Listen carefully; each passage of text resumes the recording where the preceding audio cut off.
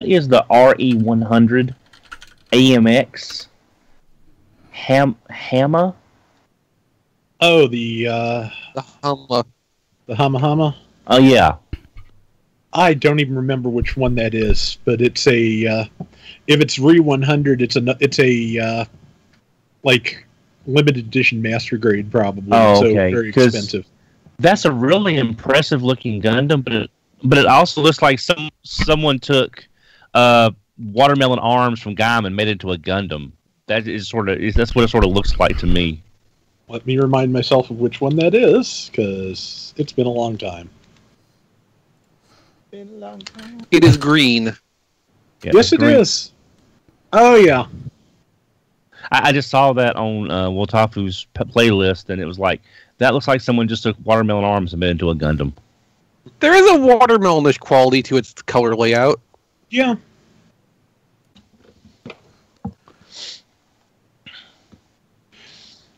Just to go full pedant, it's technically a mobile suit, but not a Gundam, so...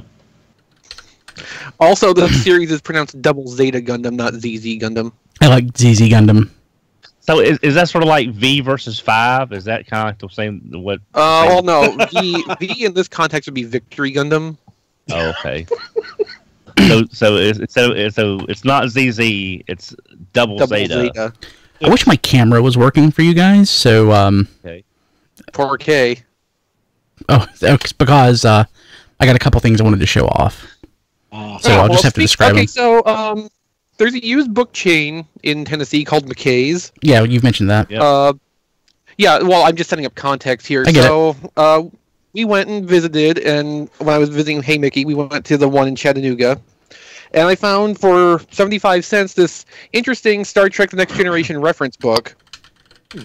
What is it? The Voyage Continues, Trek The Next Generation. It was published in 1992. Well, this is the third printing, but it was, somewhere in the early 90s. It has like an episode guide in the back of it that goes through the end of season 4. But that's not really the important part. The important part is, let me find a good one. I think I went past it. The important part is that there are portraits of the cast. I don't know who drew them, but they're quite incredible. Oh my god. I'm not sure if you can see, there are actually like little sparkles in his eyes. That is so creepy. Yeah. Let me find you Tasha. Yes, this is Trek is in the Venerable fanzine, isn't it? I have no idea. Because I don't even remember how we got it, but I actually have a hardcover collection of that from the 70s for no good reason. Tasha Yar. Oh god. That looks more like Data. Yeah. That's the kind of portraits I drew when I was like 16 and realized I was not cut out for drawing portraits. And no, this is Data. Oh dear god. Why is he cross-eyed? He just, now, to be fair, he just saw Tasha's Jordy's picture. actually pretty good. Indeed. That's because his eyes are covered. Yeah. It's weird you bring that up, Chris, because I was down visiting my aunt yesterday, and I saw my friend Fred. We went to Best Buy just to see what they had for no reason, and they actually had separated sci-fi and anime from each other, so you could actually browse without going through everything piled in one section. And there was a DVD called from Roddenberry. It's like Roddenberry's Hidden Vault, and it was afraid to look at the contents of that, Don. Yeah. Well, I was going to look at it, and then I got distracted by something, and I never looked at it. But if you go to Best Buy, look in the sci-fi section. It's apparently the way Fred was describing it to me. It's hidden. It's clips from the shows, sketches, interviews. Probably just a lot of stuff they found just through the years and made a compilation DVD. So before I put this book away, there's also Guinan. Yeah, that actually doesn't look that bad. That's not that bad. Too bad. I kind of like that. I've seen worse. Yeah, it kind of makes it look like Kermit the Frog a little bit, but other than that, I like it. What's interesting about this, the back section of the book is an episode guide, and the previous owner of this book apparently went through and checked off every episode as he or she watched it. That's okay. Interesting. Yeah, there's like little check marks next to most of the episodes. Apparently, this person did not watch some of season 3 because there's no check marks next to about half of them. One of my favorite episodes is in season 3. Which one is it? The last 5 seconds of Best of Both Worlds. Best of Both Worlds, part 1. Part 1. Like the last 5 seconds of that. I also got a Next Generation technical manual. Oh, nice. $2. I've got that. That's nice. It's nice. I bought that actually at Walden Books when I was. There was a Walden Books in the mall where I was working at KB at the time. No, I'm sorry, it was still K&K. I think KB or K&K, and the Walden Books have that. Hey Don, Brian, you remember Walden Books? Of course I do. It's owned by Kmart. Really? Yeah. I did not know that. Yeah. Hey Don, I know you're not watching the video right now, but you should. I think you would like the episode number graphic. Because I saw. I've got YouTube open on another page, and I saw it on the thumbnail. I just skipped the episode number entirely. This episode's for you. So Chris, what was Hey Mickey's reaction when you made him watch Sub Rosa? Oh, he thought it was the best episode of Next Generation ever. There is still some debate whether we can successfully podcast it or not. Was that where? But I definitely want to try. Was McKay's where you saw the picture of Damar? No. That was awesome. And picture really undersells what it is. I don't know if it's a replacement for Vigo the Carpathian, but... Well, it literally is a replacement for Vigo the Carpathian. It is hung in the spot where Vigo was. Yeah, I can tell. I didn't see. I saw that he's buying it. I just didn't see that he bought it. Flies to him. Yes, Vigo. Here, Kyopi in the Skype chat. Okay. So I completely reorganized everything this past weekend. So instead of doing things haphazardly, I made a point when I did this is I completely rewired everything just like it needs to be instead of like where before it was a patchwork of stuff. So my audio level should be pretty dang perfect.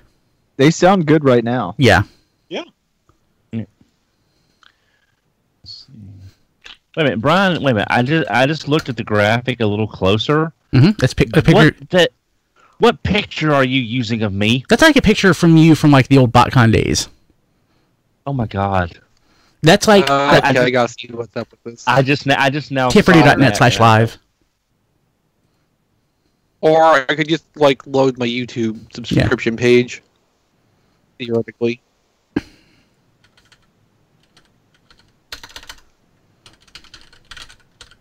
Need to share this everywhere. But yes, Mickey absolutely did buy the Damar wall hanging. Do you know that Damar likes Kanar? Or loves Kanar? Damar loves Kanar. Yeah. Well, he was certainly drowning it. Oh my god, that's 1980. That's 90. It's gotta be 90s, Don. No, because I just had got that Time Warner. Oh my god, that photo is amazing. That's Kendrick. Oh my god, I didn't know it was that big. I got from Kendrick Chai. I traded. I copied all the Master Force I had at the time. In 84, Don? No, I'm sorry. 94. Yeah. 94, 95. Which is exactly why I picked that photo, because this is a celebration of 94. Okay. Yeah, because I traded. I got the Time Warrior from him at the show, and then I sent him copies of all the Master Force I had at the time. Look at all that hair you have. Glorious hair. And them glasses that I could probably if I had it, I could probably see through the moon at that point with that prescription. Oh, that takes me back. I'm still wearing my glass ring. They said, "Do you want your birthstone?" I said, "Don't really want a pearl in my ring. What have you got in orange?" Orange. I like orange. Okay, here's Me some orange too. stones. I want that one. I like orange. Well, that takes me back. Wow. I wish y'all guys could have seen me in the dealer's room in those first couple of years. It was a magical time. I might have It been really scared. was. Yeah, I'm scared now. You were scared at the last BotCon because when I found Kilby's Laser and Magnus, I saw you sort of back away like you didn't know what you were seeing. Hold on, Don. You mean That was 2015. this Laser Magnus, which you can't see the video, but the people watching can. Yes. I just had it within arm's reach. Yes. I pulled a Chris. Also, Don, I would like to point out I was there and helped make that discovery too. Don't take all the credit for yourself. Oh no, I'm sorry.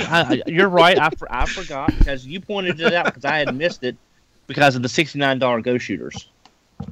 Yeah, I picked up one of those too. Actually, weren't they 60 by the end of the weekend? I thought they were 60. No, you were right. They were 60. They were 89, and then I think he dropped them to On Sunday afternoon, they were 60. Yeah. So this is going to take then some I bought adjustment. I think we all bought. We pretty much cleaned him out on what he had left on Go Shooters when they dropped that much. Not like how me and Matt cleaned out the Vipers. Yeah.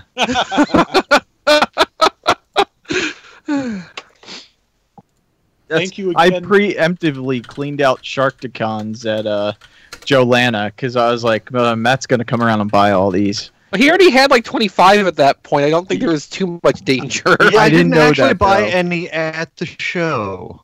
Yeah, he just That's bought 'cause I all the think I ones at bought every the store we only stopped at on the way to Atlanta. Yeah. Yes, the entire surrounding area, yes, but not the show itself. There was just this line of devastation from Nashville down to Atlanta. And that was the perfect time, too, because they were just hitting then.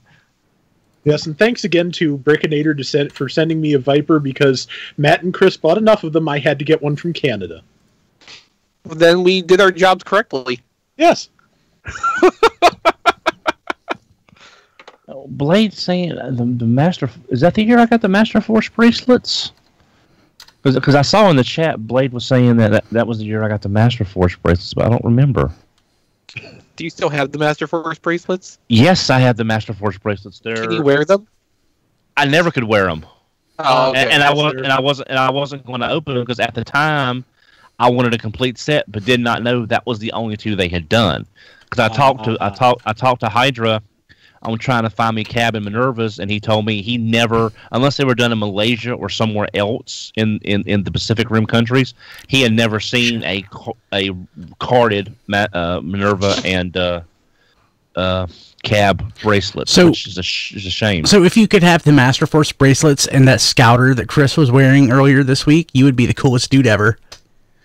Well, now, see, I keep hoping Takara will sort of follow Bandai with like the stuff they're doing, like I guess Proplica is kind of the best word. I've never heard that. I like that. They came up with the actual line. Really?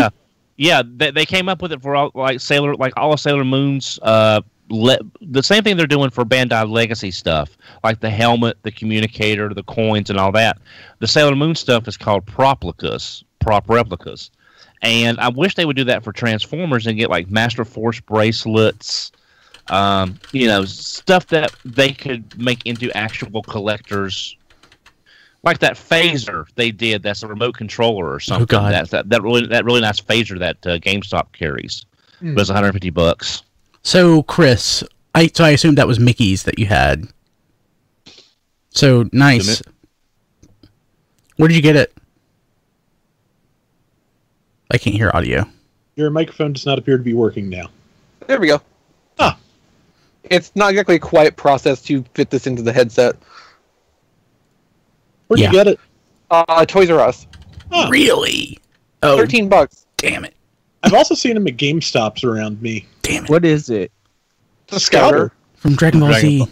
Oh. It's what he's wearing when he does the famous line. It's over 9,000. He's wearing that to see how powerful Goku I believe is. this is the Vegeta color lens. Oh yeah. So if it was Vegeta's, wouldn't it be busted? Well, not yet. Not yet. He hasn't. So was it Vegeta? So it was Vegeta that said he's over 9,000. Yes. Okay. Yeah. I couldn't remember if it was him or What's his Napa name? just asked a question. Is Vegeta a banana? No. How would you even... Where did you even get that from? Chiquita. So actually, it's from vegetable, because it's all food puns. Yeah, the Saiyans are all vegetable names.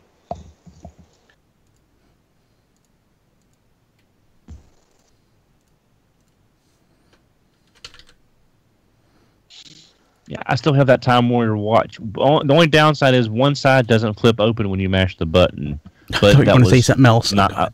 I wasn't going to worry about that because I've got the Time Warrior watch, and that thing is so hard to find. Yeah, I never even had it. I had the Voltron watch. I don't think I had any of the watches. I wish they'd do that in adult size. Yeah, it's like, that's something they tad can hot, do now. okay. In like Takara's like adult collector line, they can do the Time Warrior watch again, maybe do a Decepticon version. I mean, if they're charging $79.99 for Tommy's communicator that doesn't hardly do anything, they could charge $39 for a watch and sell a fortune of them.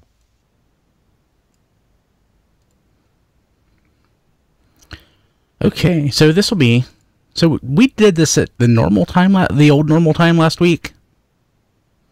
So this is the first week, not counting the SDCC episode that we're doing this. Okay. Yeah. Hey, people watching live, this is the new start time. So... But we didn't start yet. Well, yeah. We're going to in like 7 minutes. But like pre-show started. Oh.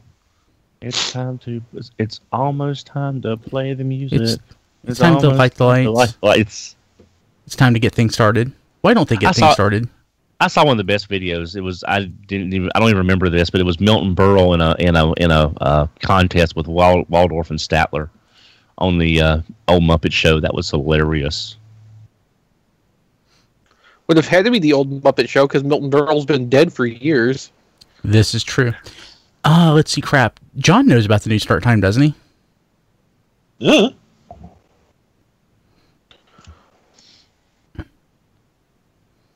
Okay. I need to get my video straightened out next week. Right now, I have a really wide shot. But from this angle, there's not a lot of toys showing. Yeah, Don. I'm not sure if you saw it or not. Jason said you're coming in a little hot. I fixed it. Okay. I think I fixed it.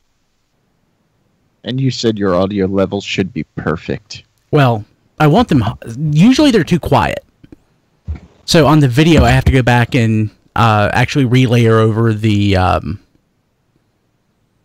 That's so weird. Haven't gotten the Gone Live notice. Odd. I mean, clearly we are, though. Worried for a second. But usually I have to go in and relayer over the audio that I record over Skype over to the video. And it's a pain in the butt. So if I don't have to do that, it would be awesome. Let's see here. 5 minutes. Kim's still at work, which sucks. Why? I don't know. Okay. Okay, I'm going to go ahead and minimize Skype, which is awesome that I can do that.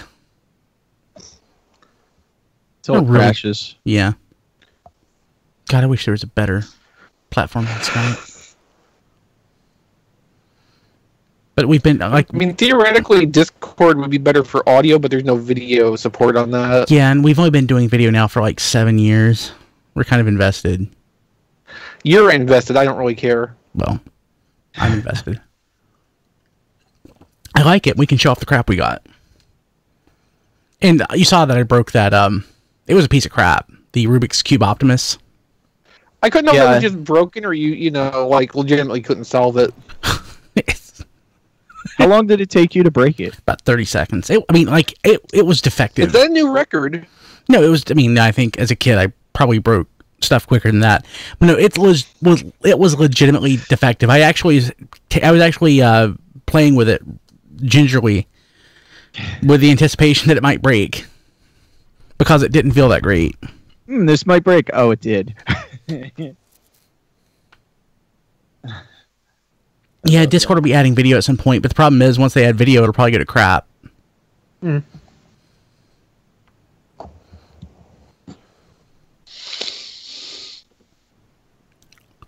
I don't know that there's a platform better than Skype, even paid. Yeah, Diecast, sorry. I was going to say my Tarn that I ordered on one of those eBay flash sales, it never shipped. It was like a month ago, and I just got my money back today. Really? But they gave me my money plus the coupon amount. That's good. Good. So That's cool. at least I didn't lose the $15 coupon. Yeah. Yeah, I had a little. The auction I had that I was kind of worried about last week. The items came today, so everything worked out in the end. It was just a little. Oh, there you go. A little harrowing there for a couple of days, but it did come through. And I'll show that off in the show with what we got this week. Now you better leave good feedback. I was wrong. It came. Well, no. I mean, I talked to the guy and he explained what happened and uploaded a new tracking number. It was just, apparently he did a bulk shipment and some things did not come through right with the post office and he had to redo everything. Yeah.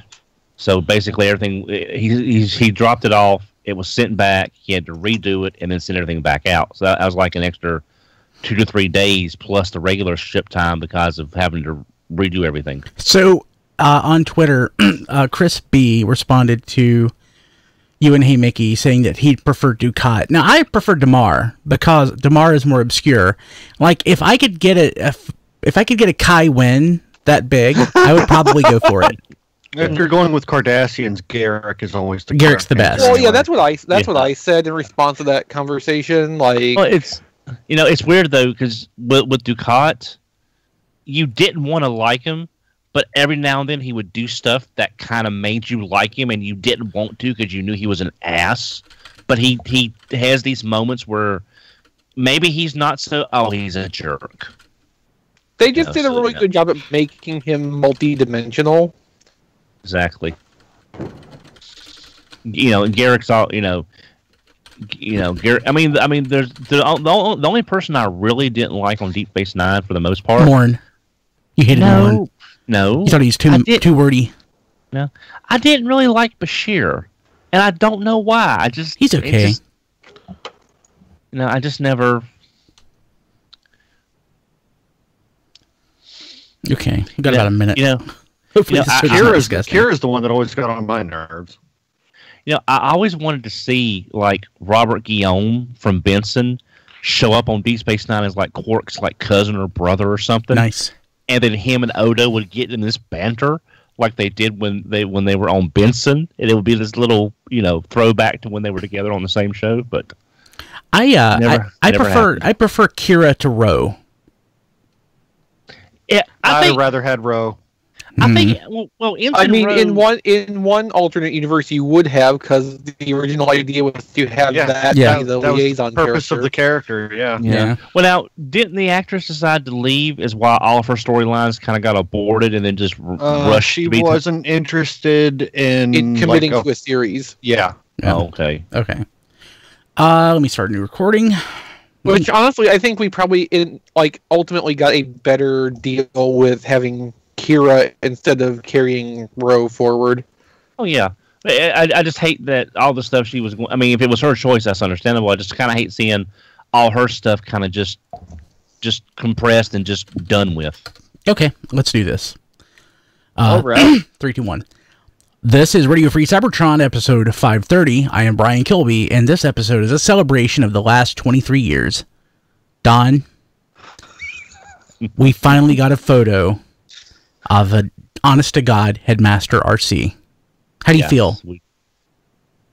Well, as we discussed in the Emergency Dawn cast the day this all came out, I'm happy.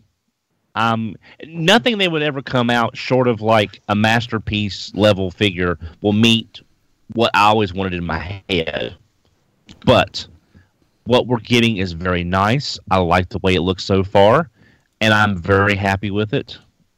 I'm cautiously optimistic till I have one in my greedy little hands, or two, that I can keep one in the box. So we've already had requests to do a giveaway of an autographed version of this, which I will do, assuming I can get my hands on extras. Yeah, I mean, heck, if I can do a Supreme Cheetor, I'll be glad to do an RC. I don't mind doing anything the folks want me to do, short of a massy attack. Very cool. They hurt. Very cool. They hurt. They hurt. Massey attacks also aren't your choice, Don. Yes. So let's see here. Chris, why are you wearing a Scouter? I'm ex-Vegeta. Ex-Jita. Ex-Jita. Oh, God. He's a Chiquita. No, that's a fruit. No, Jackass, that's just bananas. It's bananas. So we were trying to describe, in pre-show, we were talking about Dragon Ball Z and the fact that all the Saiyans actually get everything, though, as food puns, though, right? The Saiyans are But the vegetables. Saiyans are specifically vegetables. Yeah. Yeah, then you have, so, then you have Ginyu Force, and they're, all fruit and stuff. Or animal. I didn't know that. Whatever it was. I've never watched more than 2 episodes of Dragon Ball Z in my life. Of course, the most iconic characters in all of Dragon Ball Z, Frieza. Turtle Jr. and the Spice Boys. Yes. So, but yeah. Hey, Matt. How are you doing? Pretty good. Pretty good. Pretty cool. And, Rob, how are you doing? Not too bad, I guess. Power's back on, which is better than this time last night. Yeah, that sucks. Yeah, you're not having to use the hamsters in the little wheel to power your computer and stuff. I would not put this past my brother. So, as I get older and the world changes, I notice that certain things get better. And at least where I live, for the last 10, 15 years, power has become much more rock solid. As a kid, power would go off all the time. Power hardly ever goes off anymore. And when it does, it's a huge inconvenience. Yeah. In fact, not to get too depressing, but I think the last time I was without power was the weekend that JD died, because we got a really bad snowstorm that week. And that was 2014. I don't think I've been without power since then. That was just JD turning the power off on you. It was JD trolling me. So yeah, pretty crazy.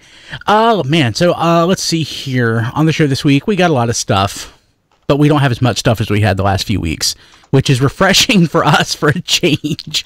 Yeah. I think we posted I think we posted 7 shows over the course of 7 days, it felt like. So fortunately we didn't do that. Go ahead, Don. I was going to say, and with the leak that we got last week, don't expect a whole lot of new stuff. Well, well. You're joking, but unfortunately, it's a sad fact that really pretty much most of the next year is shot. It is going to be a long year. Yeah. So for you listeners, that means that we are going to try to do some fun stuff, different stuff, to try to keep you guys entertained while we pretend that news is actually coming out. Yeah. Yeah, I'm still hopeful that there's going to be some interesting stuff that we didn't expect, like a collector's club and some other things. And if there's not, you can start a band that does Transformers-themed music, and then we can actually feature you on the show each week. Somebody already does that, right? With the costumes and everything? Yeah. They do probably a better job. Yeah, they're pretty good. And I've seen their videos. And there's always third party that could really, I said in the show, this is their chance to really step up and give us stuff that Hasbro's I think they've already given us doing. Everything. What's left to give? Well, I'm saying, something they know that's not Predaking or Dinobots, right? But or Springer, right? But they've seen what Hasbro's How about planning. MP Stunticons? Can we do MP Stunticons? Can we let Don finish his sentence? They've got look, they see what's going on. If they went into Euro G1, G2, some Japanese Return of Convoy, a Battle Guy, all that kind of stuff. I'm saying they have potential to hit some niches that Hasbro's not covering. So maybe we'll see some really surprising stuff over the next couple of months being announced. Yeah, or we'll see more Stunticons. Well, Battle Guy more wouldn't likely. be hard to accomplish either with all the Bruticus's that are out there. Yeah. Well, heck, Yeah. if they do the Warren Pocket version later on down the road, that'll be fine with me. I would probably get that. I probably would. You know what third party should do is new takes on the Micromaster 6 combiners. Yes. Ooh, that would be Yes, they interesting. should. With gold plastic. I can't flip you off while we're on the air, but remind me later. No, entirely out of gold plastic. Entirely out of gold plastic. Or be like Gold Duran, it's all gold chrome. Everything is gold chrome, so when the light hits it, it'll blind Gold you. chrome over gold plastic. Yeah. So basically razor beads from Japan, right? You just sort of crush them in your hand, he crumbles into dust. I'm actually looking at 6 Train right now, and I don't know that I would like to have an official Raiden. I don't know that I need to have a third party Micromaster combiners. But a third party Raiden would be a real done well, could be a real huge item for a lot of people. You saying a third party? Well, I'm just saying. Is that what you said? I mean, I didn't hear you. Did you say third party? My problem with third party combiners, unless you specifically buy the same brand over and over and over and over again, you have a huge mishmash of stuff. Don, is that Coke Zero?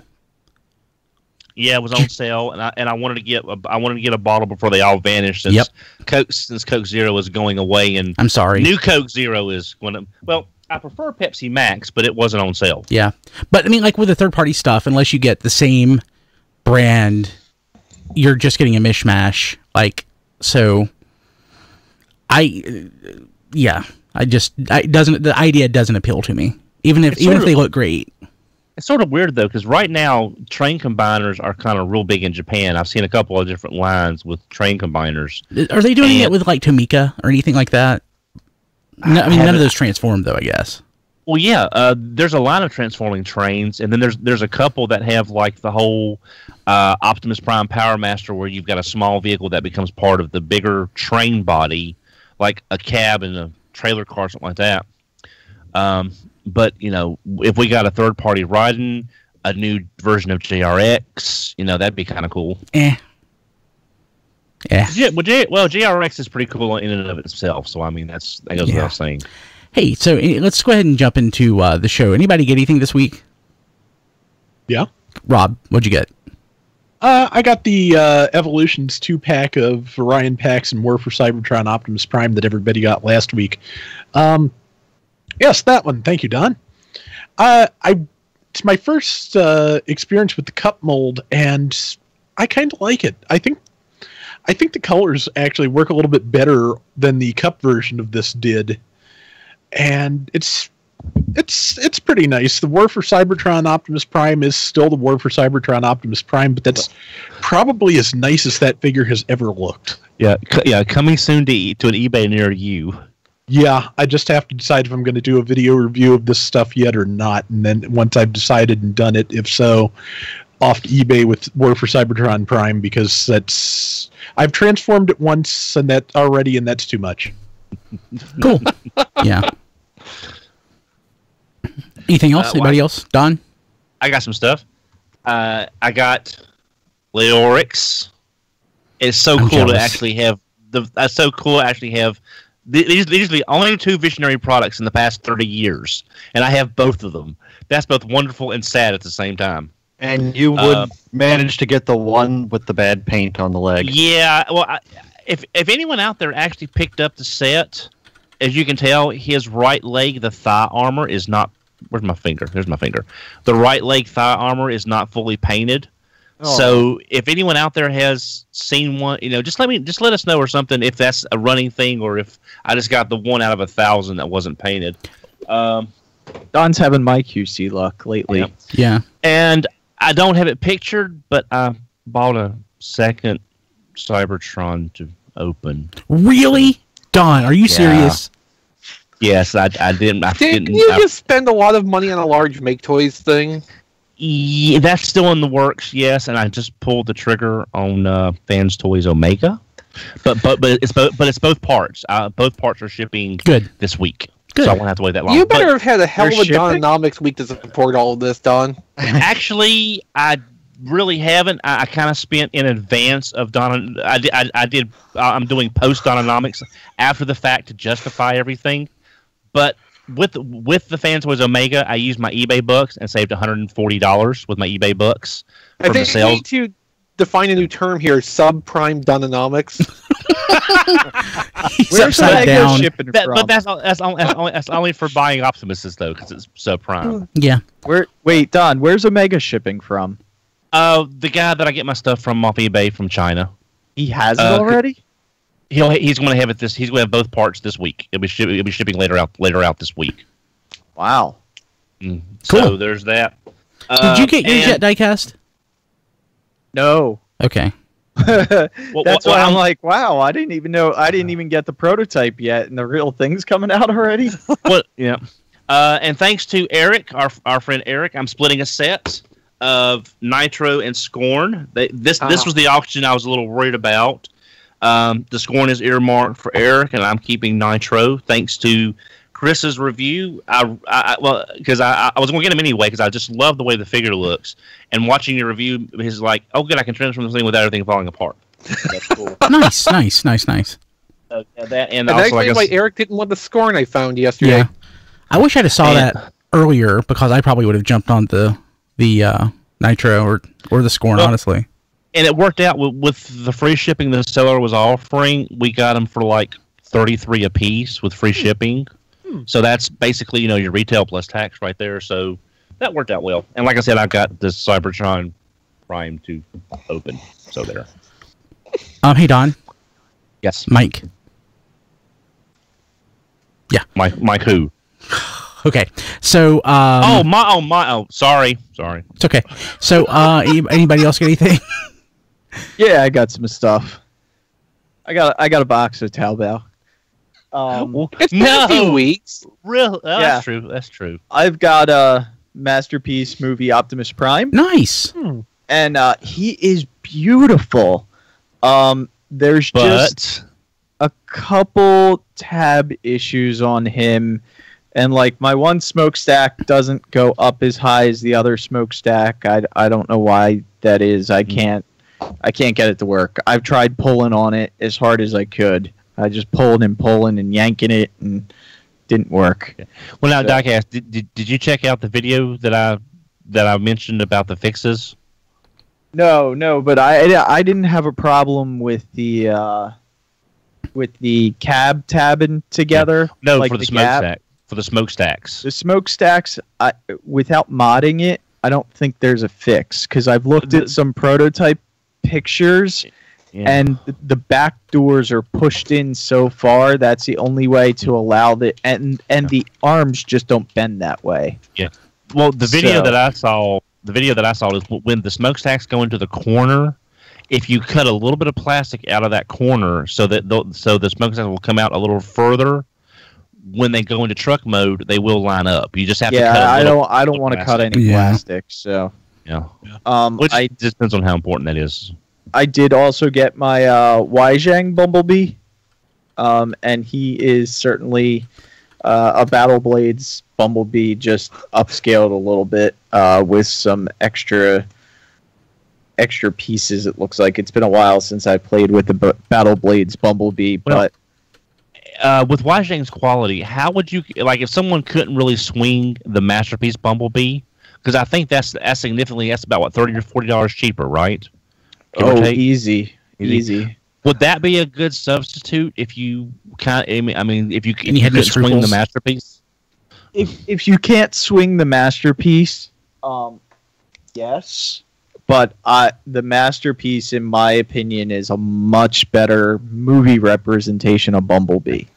Diecast Phaserbeak wants to know how many pieces are you missing from this week's box of Taobao? No pieces. Wow. I also got some stuff I didn't open yet. I got Bridge Watcher, which is the little legend-size Shockwave. Yeah, shouldn't they call their Soundwave Bridge Watcher because he was in the observation post spot in Word Meets the Eye? But actually, he was facing away from the bridge. So he's like over the Bridge Watcher, like Gully Watcher, Valley Watcher. Don. Well, I mean, serious. He was turned away from the bridge. He was looking down. Gully Creek Watcher or something. I got my Iron Factory Starscream.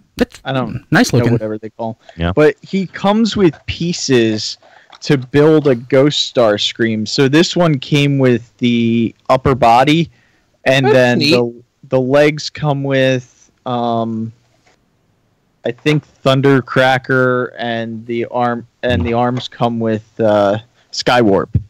But just to let you know, if you weren't planning on getting all those Seekers, DX9 has done a full body regular Ghost Starscream from their version of the Seeker mold. Yeah, and I got the Thundercracker one too, and this one, from what I've heard, I haven't opened up the box, but it also comes with parts for a Sun Surge or a Sunstorm. Right. So I mean, the only thing is about the Iron Factory set is I don't like the way the hands kind of just like stick under the wings, because with the DX9 version you've got the way they line up along the central fuselage, which is a little more interesting. Well, these jets are also, the Iron Factory jets are a little bit more retro and or a little bit more newer designed as opposed to classic looking jets that the DX9's doing. So it just depends what you like. Oh yeah. And I think that's it for my box of Taobao. Is that it? Anybody else? I got the SDCC Leader Jetfire, which is thankfully free of any chrome. Very nice. It apparently has a slight mold change where there's two tabs, which apparently are slightly too long, so the cockpit cannot rest without a gap. Apparently the chest part is just pushed down farther than it should be. I'm going to try trimming that later on. Huh. So slight problem there, which seems to be systemic to the run. It's not a one-off QC problem. It's my first time handling this mold. It's okay. I think I still like the classics Voyager Jetfire a little bit better, just in terms of like toy design. Especially because like it's got the weapons that pop out of the backpack and stuff. Like it just feels a lot more integral with all of its ideas. But this is pretty nice too, and for the price I got it, I can't complain too much. Yeah, because thank you, Don. Not a problem, man. I'm glad to. If I could have found another one for that price, I probably would have gotten it just to have the non-chrome version. But it definitely looked nice anyway in the pictures. Cool. Also, I got the Scouter, and it's giving me a headache, so it's coming off. I need one of those. Let's see here. What have I got? Hi, John. Oh, that's much better. Hey, John. I wasn't going to mention that we added you, but hey, how's it going? Oh, sorry. It's okay. Hey, fellas. John, how are you doing? Good. Hey, we started doing the show at 8 o'clock now. I don't think you actually saw the email. No, I saw it. I mean, I was aware. Okay. But I was going to jump on. Hey, a full disclosure. I asked Brian if I could jump on stealthily just to listen in. And then what do you know? He just drops me live on the show. I'm sorry, I didn't know, guys. I apologize. It's okay. Don't trust him ever. It's okay. Hey, so what did I get? I was at Walmart, and I got this gigantic barricade RPM. So it's the die-cast metals. It's the what? Is this 1/18th scale? No, it's 1/24. 1/24th. Oh, yeah. How much was that? $20. Nice. I forgot they existed, and it's other than being a frickin' RPM. So for people who don't remember, RPM was the line that came out when Dark of the Moon. I think it was Dark of the Moon. Might even been Revenge of the Fallen. Yeah, I think it was after Revenge of the Fallen. But that was basically about the same time as Power Core Combiners. Oh crap! Revenge of the Fallen. Then yeah, Diecast was right. They were just around forever. Yeah, so basically they were like Hot Wheels that you transform them by flipping them up, and on the bottom of the car, you could actually stand those. This isn't designed to stand really. You have a photo or a bas relief or something of the character on the bottom, which is exactly what they did with this, and it kind of sucks. That part does, because I would actually rather have like the bottom of the car looks like, but no, instead it's got a robot hanging off the bottom. Otherwise, it's not bad. Also, I got I don't have it because I broke it within a few seconds.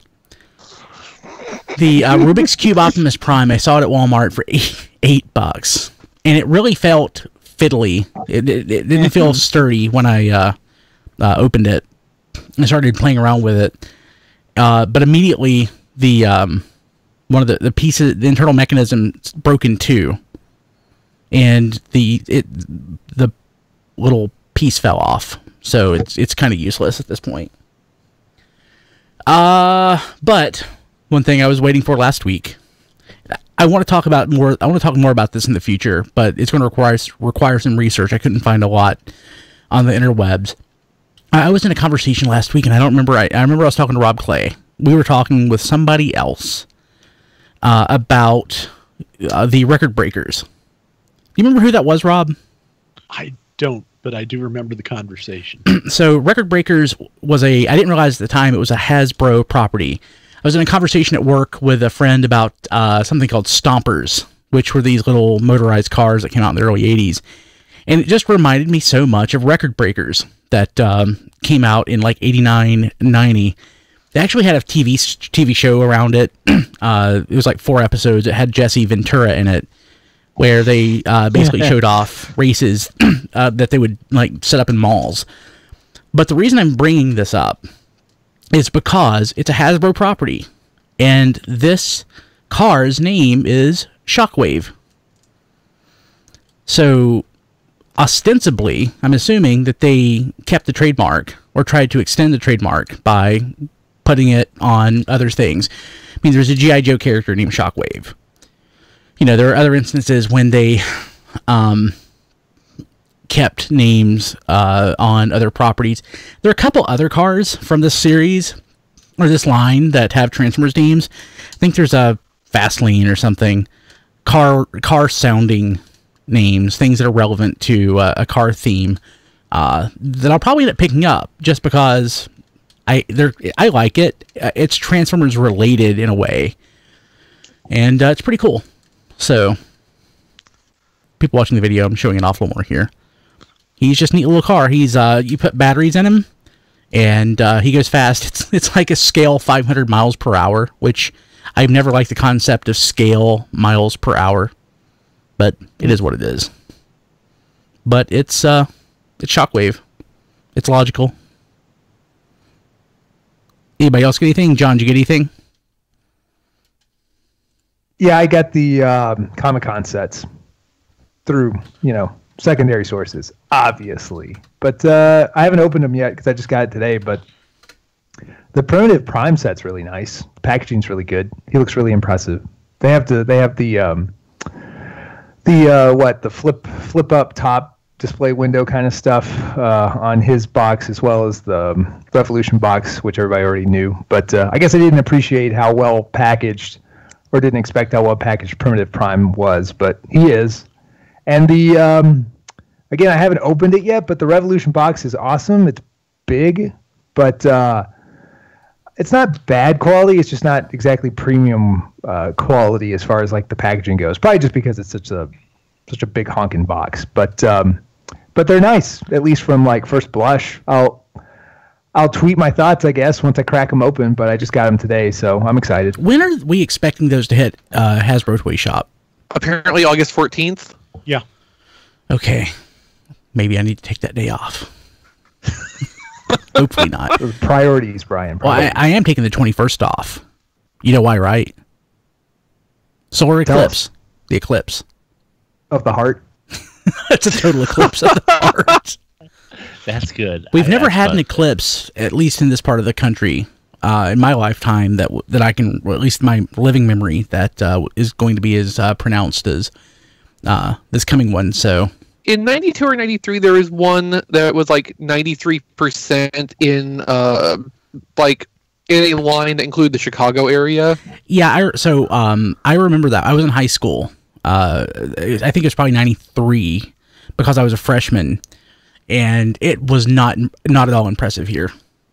Yeah, I would imagine not. That's why I specified the Chicago thing. It was very impressive there. I was fortunately there at the time to see that. Yeah, I'm going to drive down to South Carolina and just hang around. And I'm probably going to go about an hour north of Nashville, which is like right in the maximum coverage line. Yeah, that's pretty awesome. Looking forward to it. Yeah, don't look directly at it. I'm getting the special glasses. I have protective glasses that I got for the Transit of Venus back in 2011. Yeah. which I barely managed to see. What was that? I don't remember that. I mean, well, so it was the last time within like 120 years that Venus will cross the sun. From our perspective, so I don't remember that being an event. That's all I'm saying. No, it was big. It was a big deal. Sorta. It was a big deal for me. Okay, so let's see here. What else we got going on?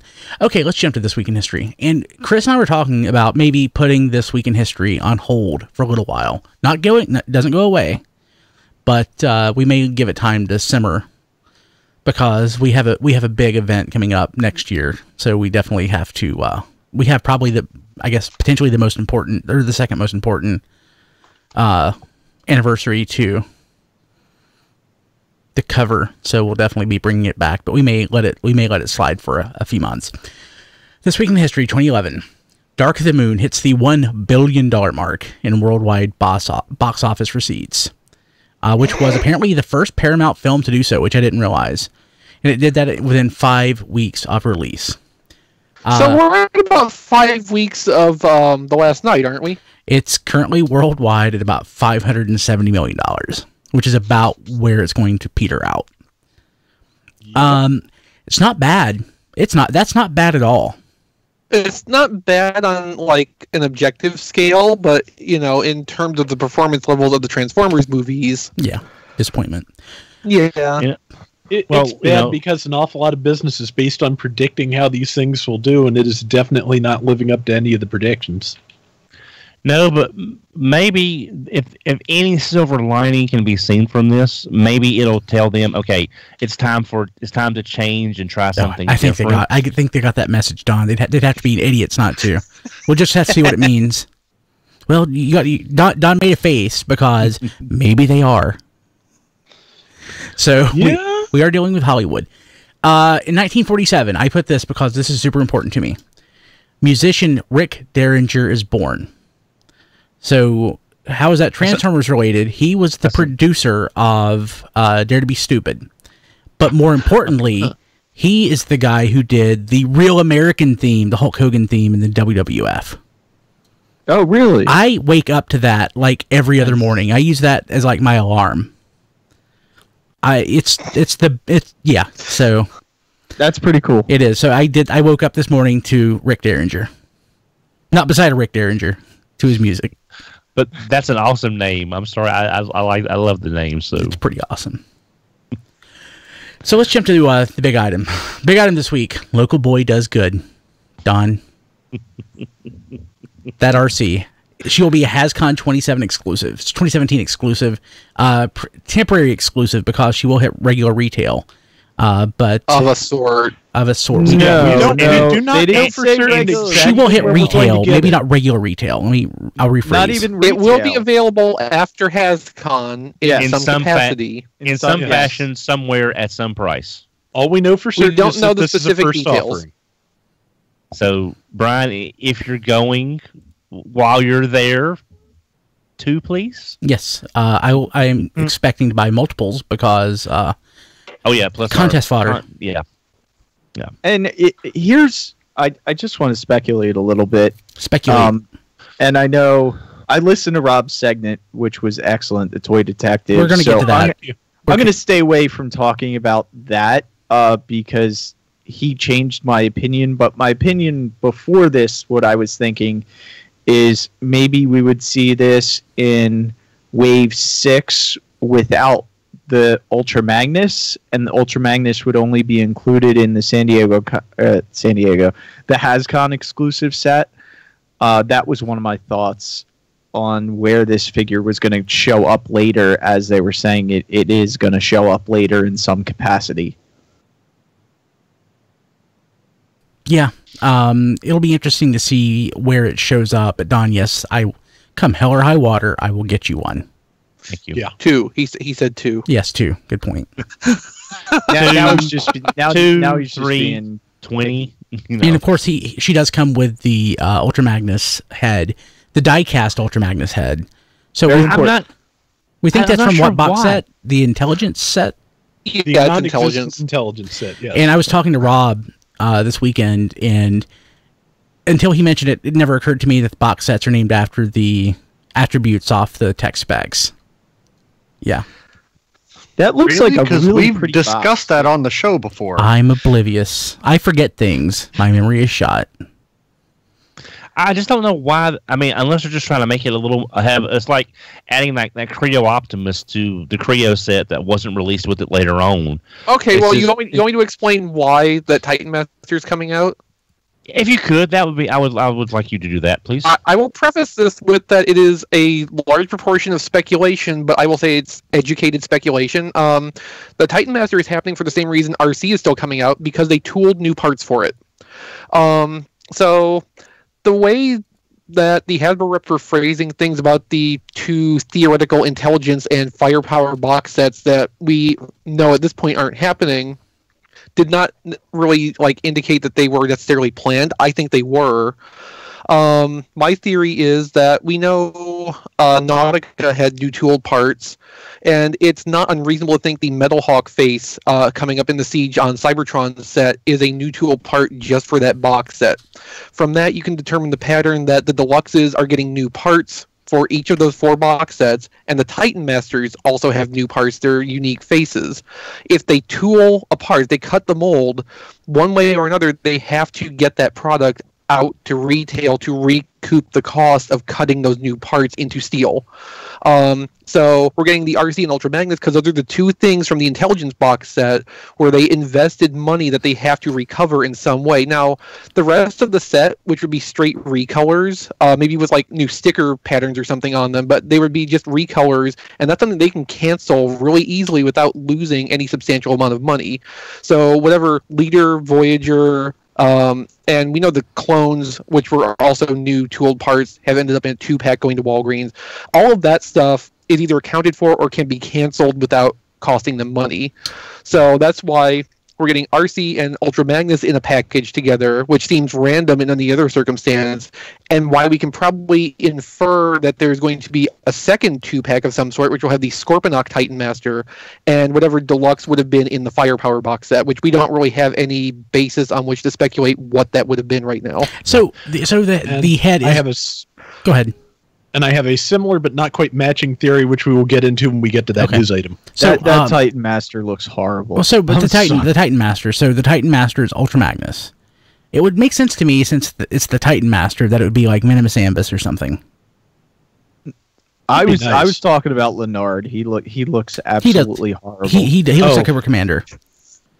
Yeah, he kind of does. I was actually saying I was going to buy 2 Legends. Takara Legends Bumblebees. That way I had 2 exosuits, and I was going to try and unscrew the head off one of the exosuits and put RC's head on it. Yeah. But I will say one thing, Chris. When it comes to your and Rob's suppositions based on the evidence that you're seeing and history, I trust y'all's guesses more than I trust some people's facts. Yeah. Thank you, Don. We have problems. Also, it has Con will be that Optimus Prime battery we were talking about a couple weeks back. Which apparently we were reading the packaging wrong. It's being advertised as just a 6,500 milliamp hour capacity. So that's a skip for me then. It's not as good anymore. Kind of a skip anyway. $50 for that. But you may not want to skip it just yet, because if you don't have a device you want to charge off of it, you can plug its sword into it and power the LED in the sword. It's Laser Rod Power Bank Optimus Prime, and that's kind of awesome. Yes. I don't know. I'll have to see one first, in hand. Okay, so let's go ahead and jump to the next item. So basically, the photos that Hasbro PR sent over, if you look at them, the file names basically say, has a code, then it says TRA HTC _collector_club, which, I don't know, I don't speak English, but that sounds like collector club to me. So Toy Shop Collectors Club. Yeah, it has more. Yeah, so it's interesting. So Rob, we posted Rob Clay, Toy Detective, about this, which everyone should go listen to because I love that. It's one of my favorite things that we do. But tell us what you think. Well, what I think is that as seems to be obvious, RC is going to be the first offering for the new Transformers Collectors Club. And I'm just kind of, going back and forth on the chicken and egg of these box sets getting canceled as to whether they were canceled because they were not viable as box sets, or whether they were canceled because, hey, we're going to be doing this Collectors Club and we have all this exclusive product lined up, and why should we sell it in $100 boxes when we can just sell it a la carte and probably sell more of them. May I offer an interjection here? Please. So, from what they're doing with HasCon so far, we can kind of see that Hasbro has learned all of the incorrect lessons from FunPub's attempts over the years. I would think if even those box sets were not viable as a retail product as such, they would probably still feel like, well, if we start our own collectors club, we can just sell these as, like new BotCon sets, basically. Like, I would think they would still think they could do the whole thing in that capacity if their non-viability as a store exclusive was a problem. They might think they could do, a minimum run of them and try to peddle them as collector club things. I'm not sure about that. I mean, just the thing that dissuades me from that is the fact that RC, as compared to the old Collectors Club prices, is actually fairly reasonable. This is true. And so, in fact, are the clones at Walgreens, according to Rob Springer's source. So they're, these... The old Collectors Club was a middleman. Keep that in mind.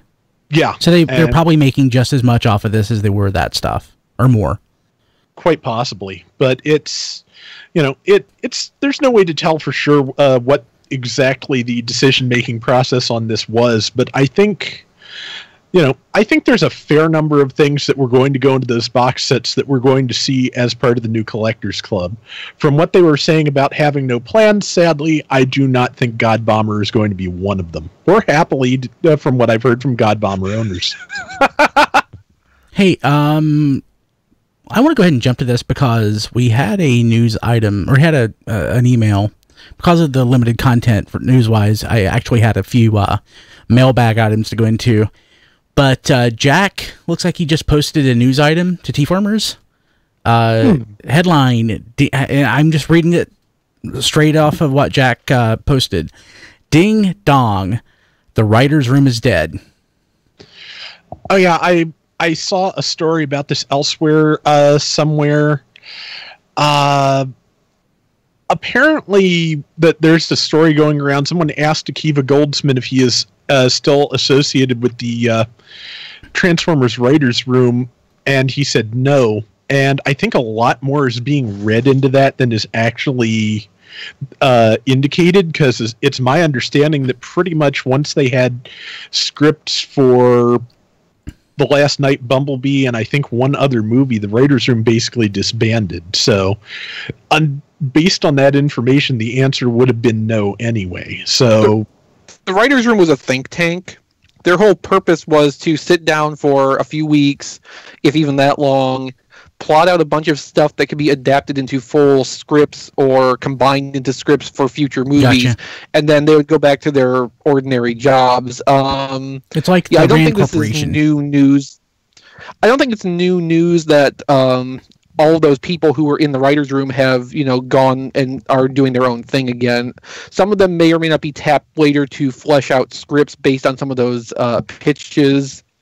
But yeah, I don't think this is as big of a thing as it's being made out to be today. Gotcha. Yeah. The other item I thought was really interesting this week is WWE superstar and 16-time heavyweight champion John Cena joins the cast of Bumblebee as a lead role. I needed more reasons to not want to see this movie. Hey, you can't see me. And henceforth, it will be referred to as nothing other than Bumblebee the movie starring John Cena. Yeah, I think that sounds pretty awesome. Yeah. So, Matt, you can't Cena your way in to see this? No. Drop Don from the call. Right now, drop Don from the call. Don, you're in timeout. Oh, wow, it's been a while. That's the attack. So I think this is interesting. Obviously, we know that The Rock is, I guess he's probably the biggest star in the world, as far at least the action movies go. Wrestling hasn't really achieved that level of celebrity anywhere else. But if anybody was going to do that, John Cena is probably the best candidate. He's a very likable guy, great build, smart guy. And if The Rock is going to be the president in 2020, somebody's got to replace him. So, have you not heard that? No. Yeah. The Rock may run for president. I think he's got a good shot. He has a, yeah. He does. He does. Reagan was an actor. Rock, Reagan was an actor. He was a governor first before he was president, but he started off as an actor. So I love the Rock. Boy, I just don't know how he positions himself on some of. I mean, since he's going to be Black Adam, I guess he's really counting on that magical lightning. Have a lot of special powers. He's going to try to get elected president because I don't know. I think he'd probably win if he ran. Honestly, when you said Black Adam, I was thinking that would be a damn interesting race. It would be, but I was thinking of 3 Dev Adam when he said that, and I kind of want to watch 3 Dev Adam again. I have never laughed so hard as I have watching 3 Dev Adam. Look it up, Don. Look it up. The last time you told me to look up something, it was something called Lemon, so I don't want to do that. Well, I was trolling you. Oh. But this is not a troll. This is a gift. It's a very precious gift. So we talked about this last week, but I think we got new photos of the MP. We're also skipping one sub-item here, which is that the release date of the Bumblebee movie has been pushed back to... I'm sorry, the Bumblebee movie starring John Cena has been pushed back to December of 2018. Which is not unsurprising. To compete with Aquaman. Compete with is such a strong word. Yeah. It's more like run alongside. To be trounced by 5 other movies starting the same week or so. So this Masterpiece Convoy 7-Eleven figure, is his designation really MP711? Apparently so. That is awesome! Guys, that is how it's listed on the 7net website. Oh my god, that's amazing! I have to say this. I want this. I want this so bad. I am so tired of MP10 because I got the clear version. I've got the Eva version. I'm happy with everything I've got. But when I saw this with the trailer and everything, I want this. It looks great. This is amazing. And it's gonna cost a fortune. Don, you just got your second Cybertron. 5,000. I know. It's I'm gonna try to Don my way into not having as much guilt. How much? So I can't even find my first Cybertron. Don. Yes. Are you going to have enough money to eat this week and pay all your bills? Straight answer. Carry the 2. Yes, I should be. Then you have nothing to be guilty about. Funny enough, the only time that I ever bought a toy, knowing that it would like completely empty my bank account, was MPO1. It left me with like $3 in my bank account until payday. Well, if push comes to shove, I can kind of justify Cybertron by taking back my Voltron gift set. So if I have to do that, I can do that. Like I said, you have nothing to be guilty about. I'm intensely jealous of your purchasing ability, but you have nothing to be guilty about. Yeah. Well, so, in the chat, Blade Raider has corrected me. It's Bumblebee and John Cena, the movie. That's perfect. I love that. Yeah. Okay. And topic of MP711. It looks like the 7-Eleven logo on the one shoulder is an optional sticker, so you can have an Autobot sticker there instead. Nope. If you want something to be more of a Cab Ultra Magnus without the branding. Is there a Pepsi convoy in Masterpiece? I don't think so. There will be. Seems if like they're doing 7-Eleven, they got to do Pepsi. Yeah. Well, I mean, potentially, yes. 7-Eleven's a big brand with a lot of power in Japan. Mm-hmm. So, like, there is more cause to have a 7-Eleven branded MP10 or MP711 now than that's great. than Yeah, there so necessarily is a Pepsi one. I really want a today. Pepsi one. I think that would be something we would be more likely to see happen here than in Japan. Pepsi's big in Japan. They have Pepsi Man and everything. Isn't he like a national treasure? Well, the one reason I like this is such a strong word, Brian. the one reason I like this is it's a white Magnus, but it's not just a plain white color Optimus. like. Oh yeah, okay, thanks. Sorry, but but the green for some reason really helps break up all that white color, and it just looks so much prettier than I would have ever thought it would have looked in person. The green's a nice touch on that deco. I have to agree. Yeah. Let's see here. So next item, we talked about this before. I love this. The MBEX laser beak. Basically the WinterCon exclusive Bumblebee recolor. It's pretty amazing. We have photos of it in box and open. Did you end up getting that, Brian? I did not. I have one on order. I forgot to pre-order it. If I can still get a pre-order in, maybe. Hopefully they made more of these than they made of Black Convoy in the first run. Yeah. I regret not getting that Black Convoy. This will probably never come out of the packaging. Yeah, of course. That's wise. I mean, it's not like you don't know how Bumblebee toys work at this point. Yeah. They probably have a couple of that specific mold, too. That's the Dark of the Moon one that was Cyberfire and other decos. I would not be surprised to see this knocked off in various capacities. I mean, well, everything gets knocked off effectively.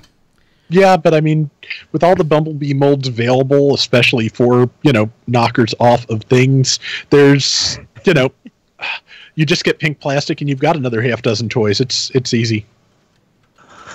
So I was looking to finally get a Stinger because I wanted the Stinger, and I didn't get it. I didn't get her when she came out.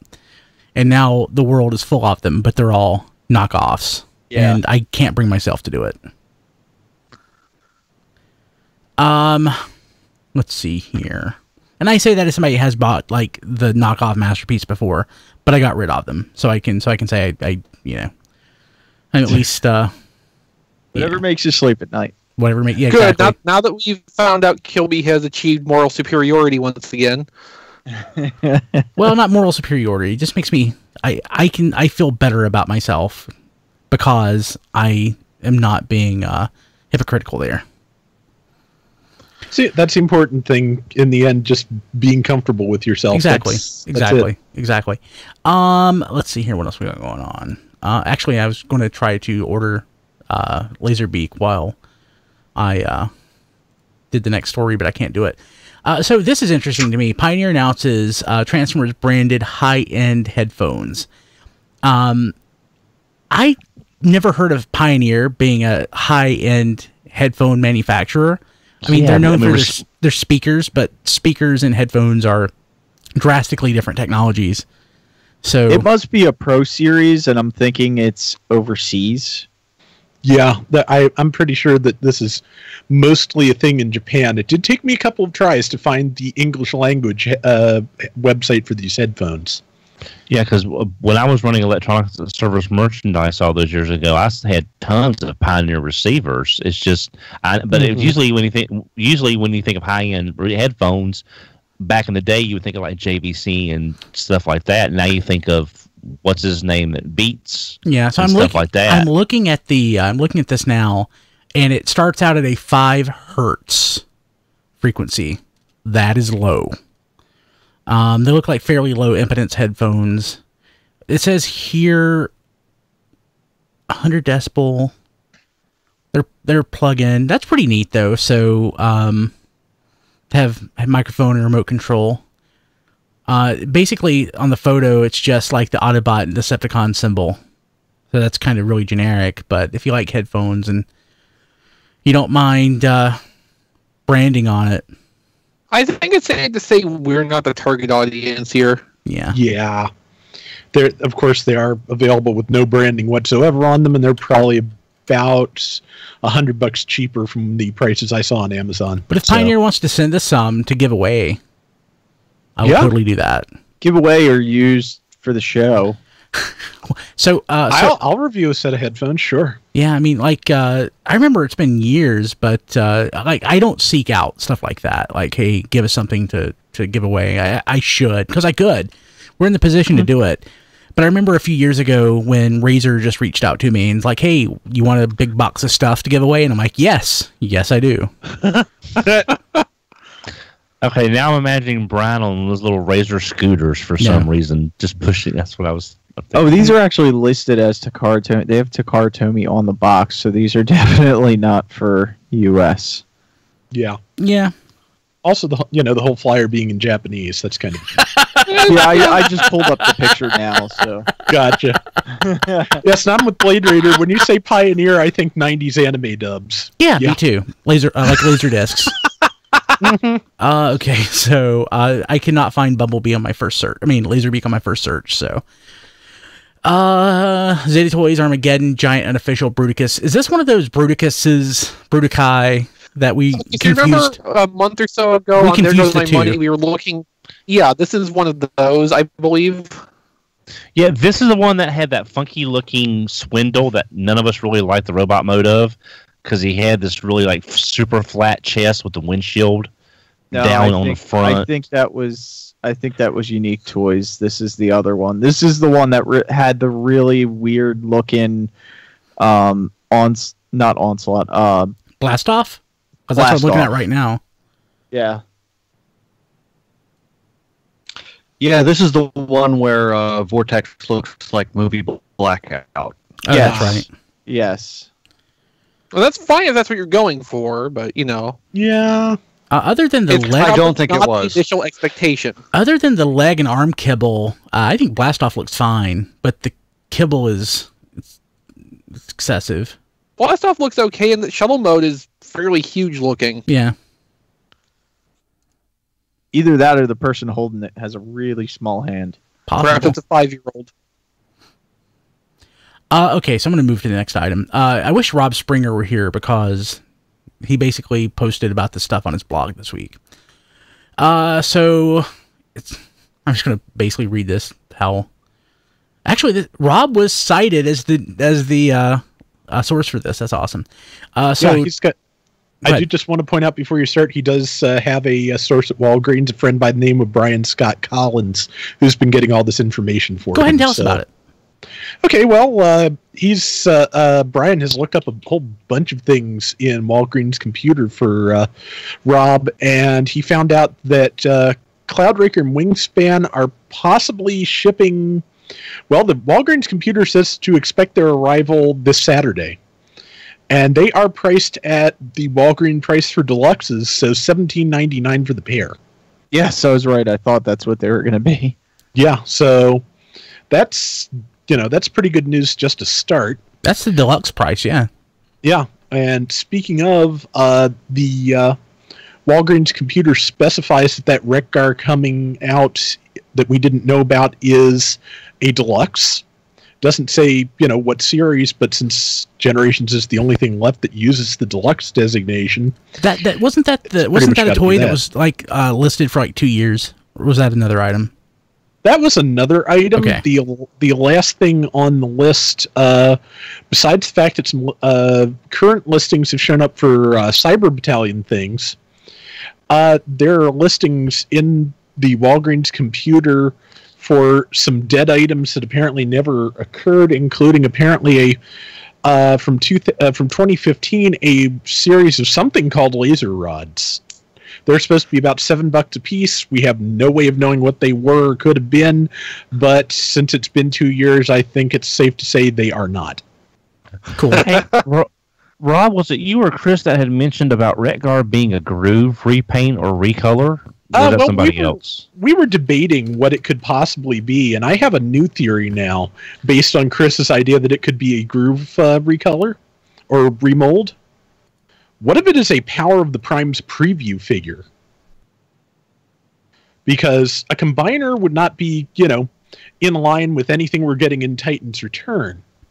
But it would be for Power of the Primes, so that if you were going to use the groove mold, which in terms of a current generation's deluxe motorcycle mold is about what you've got, that would make a certain amount of sense. Sort of like what they've done for Star Wars and like to release a preview figure before the movie comes out or the main line comes out, like they used to do that. Mm-hmm. Yeah, that's I think it's kind of an out there as a theory, but I just don't think it's going to be Generations Wreck-Gar from 2010 again. I really don't. But so in terms of ways to make this make sense, knowing the molds that exist, knowing what is out there now, that's the best I got. It'll be Energon RC.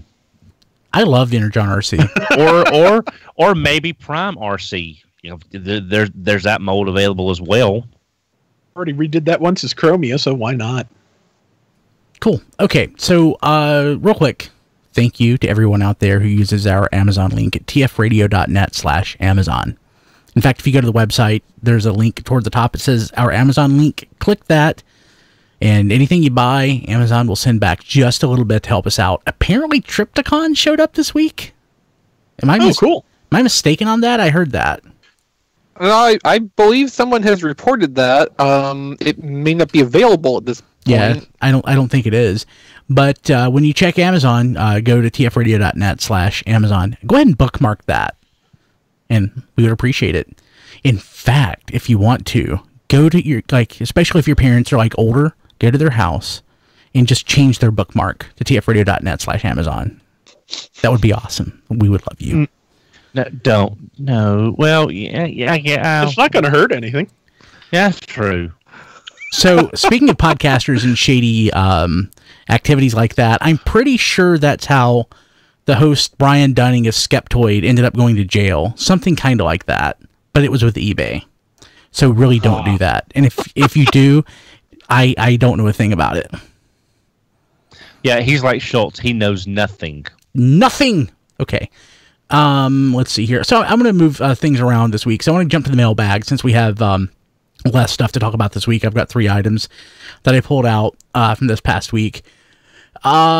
This was a text message to 931-99-GOBOT. That's 931-994-6268. Text message. Anyone from RFC get their Diaclone World Guide in yet? Just opened mine from HLJ, and it's amazing. It's a weird setup, though. Newest items from V2 in the front, Vintage in the rear. Not much English either, less than the Million Publishing or other guides published recently. Did anybody pick that up, or is anybody picking that up? I have been really bad about buying guidebooks. Yeah, I really need to pick that up. I tend not to get guidebooks, but I kind of would not mind having that. I like the reference book style guidebooks with things, catalogs and things like that. Also, I just want to say V2 in the front, Vintage in the rear sounds like a really weird way to describe a mullet. I love it. Love it. I'm glad I was thinking the exact same thing. Wasn't going to say anything. And let's go ahead and jump to this voicemail. Here's the trick. I'm actually reading it, and I'll add the voicemail in post. Hey guys, it's Ben here, Big Bear's Toys. I wanted to get your take on the writer's room for the Transformers movies. Basically, I'm not going to go much farther into that because we already talked about it earlier, but the general idea, as you guys pointed out, which I was only vaguely familiar with, it seems, again, it's mostly an ideation process and less an actual written structure narrative thing. It was a story farm. Yeah. So don't anticipate that will be anything that... it was basically the puppy mill of movie writing. No, the puppy mill, at least you have a puppy in the end. This is more like a plan for a puppy mill. The puppy mill, you have 100 puppies in the end. True, yeah. But this is more like the plan to do a puppy mill. Oh, that's sad. Yeah, it really is. I know. And one more item from the mailbag this week. I should do this more often, but God, it's usually there's usually so little time. This is an email from our friend Kim. Hi, my name is Kim Conter, and I've also I have a little Luxembourgish website, and I want to ask if I have the permission to publish your Radio Free Cybertron video logs on my website. Thank you very much. So I got this email from Kim. Then I just messaged Kim on Facebook. I'm like, yes. But first, let me explain why. You don't even have to ask, because I publish everything that we do under a Creative Commons license, which means that you have free reign to do whatever you want with it, with the understanding that anything you do with it is also then in turn Creative Commons and can be reshared. So one of our listeners, I'm saying that in quotes, basically took some of our video, our intro video, and applied it to their own video show, their own show on YouTube, which in turn makes their entire content Creative Commons. I have just never exercised that, but you could, and maybe you should. But no, you don't even have to ask. Link to it, embed it, do whatever you want. But, if you want to let us know what you're doing with our stuff, I mean, absolutely feel free to drop us a line. Yeah, we'd love to know that you're doing We're always something interested to find out, people enjoy our content and, creative things they decide to do with it then. Yeah, back before iTunes, back in the day, and before it was easy to share and subscribe to podcasts, I came up with something called RFC on your site. Chris, you'll probably remember this. Yeah. It was this way where you could actually embed the show onto your website and link directly to it. Basically, it was just a snippet of code someone would put on their website, and anybody could download the newest episode of RSC whenever it was available. The good old days. The good old days. So you can email us, go to tfradio.net, click on the contact icon, or email contact@tfradio.net. Of course, the voicemail and text line, 931-99-GO-BOT. That's 931-994-6268. Rob, what is on T-Formers this week? Before I go into that, I just want to give Ben's question a real quick, serious answer, which is that I don't think we're going to move towards an all-robot Transformers movie anytime soon, because one of the interesting things that I posted to T-Formers leading up to the last night was a basically statistical breakdown of everything. And the amount of robot action in terms of percentage of each movie is actually surprisingly low. And considering that the budget for the next movie is by necessity going to be less than the budget for The Last Night, I think the chances of going to something all robot are, in the theatrical films, relatively low. Now, there was a story I posted earlier in this week on T-Formers, accidental segue, that Boulder Media seems to be hiring for a fully 3D CG product based on a major Hasbro property. So that could Visionaries. Could be absolutely anything, but there was a story back when the writer's room was first mentioned about an all CG movie talking about basically the origin of the Transformers, like the mythos, and taking place on Cybertron. So, if we're going to get a Transformers movie that is all Transformers and no humans, I think that is our best shot. Now, we should remember the Bumblebee movie, the working title for the Bumblebee movie right now is Transformers Universe Bumblebee, starring John Cena. And John Cena. So I would think if that's successful, big if at this point, if that's successful, I think that prequel, Secret Files and Origins of the Transformers CG animated movie would probably be under that heading and not like a mainline movie. Like in the main movie series, no, I don't think we would ever see a heavy emphasis on just the robot action. Yeah. Awesome. But to move on to what is on Transformers this week, XV has been really busy.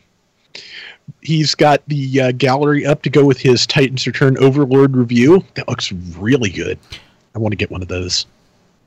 He's got a review of Transformers The Last Night Nitro, and ignored the instructions and watch his review instead, because apparently the instructions are garbage and will not actually show you how to transform the toy properly, but XV will.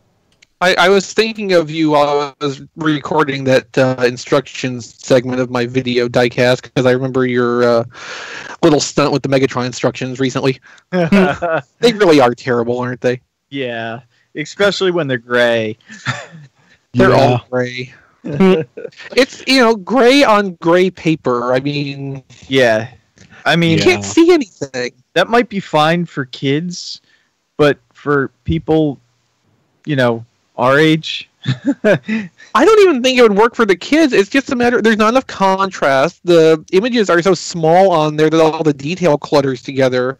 Yeah. Like, I found zooming in on it with the camera, you could see more into it, but you shouldn't have to go in it with effectively a microscope to read the instructions with the toy and get anything out of them. Yeah. And lastly, XV has reviewed and has a full gallery for Titans Return Misfire. Which is actually Hey Mickey's Misfire, which is why that one got fast-tracked. Yes. So a couple things real quick. One, I love that we do the show live because we get live feedback. And I get live tips. I know where you're going with this. So Metro Parks on Twitter 9 minutes ago tweeted at me a link to pre-order that Legends Black Convoy. So I did. Oh, nice. And in the chat, Screamer Fan just gave me a lead on getting that Laserbeak. So, good times. Also, one thing we forgot to put in the show notes, because it popped up on the internet right after we recorded last week. Concept art for the last night's Optimus Primal. Oh, yeah. Yes. What did you guys think of that? I thought that could have been interesting if they did, when what's her name changed Optimus Prime and Nemesis Prime, if somehow it would revert him back into like a beast state, and then he could be Optimus Primal, and he would just be absolutely crazy and nuts. I thought that would have been cool.